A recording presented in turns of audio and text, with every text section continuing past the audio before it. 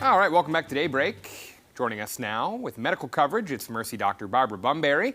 Doctor, thanks for waking up with us early. You're welcome.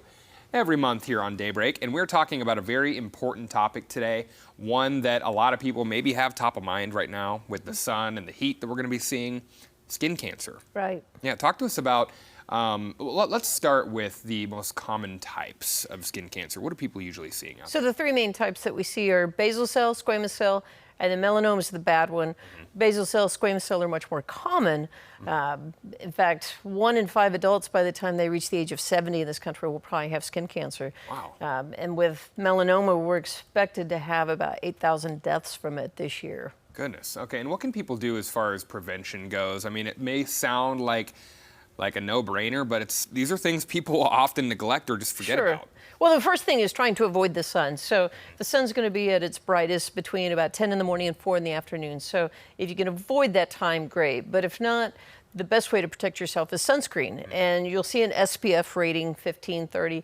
And that just means how much longer it normally takes you to burn. So SPF 15 means it takes 15 times longer than it would normally take you to burn. And daily sunscreen is recommended if you have just intermittent activity outside, SPF of 15. If you're going to spend more intense time out in the sun, like you're going to the lake, playing golf, or you work outside, then you should wear at least a 30 or 50 SPF factor. Once you start getting above that, there's not a whole lot of added protection. You want one that covers both UVA and UVB rays. Gotcha. You want one that's water resistant.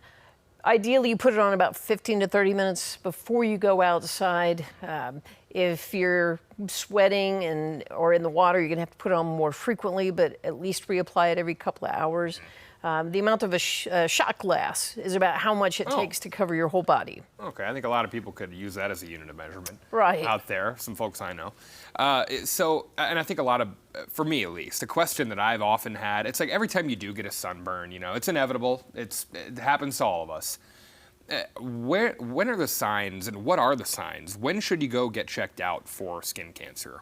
Well, typically skin cancer occurs as you get older, although we're seeing it in younger adults. So anytime if you've got a skin lesion that's changing, if it's getting bigger, changing shape, if the consistency of it's different, if it bleeds spontaneously, you should always have it checked out.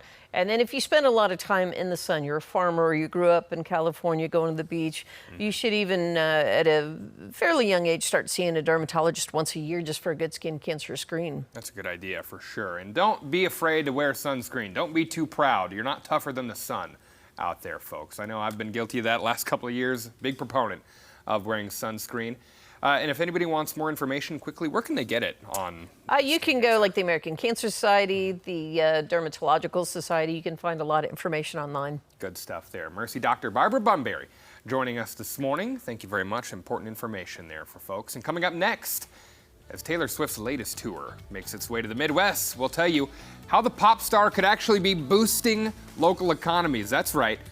We'll have that story and still ahead. A man wants answers after going to pick up his service dog from the groomer, only to find out his dog had died.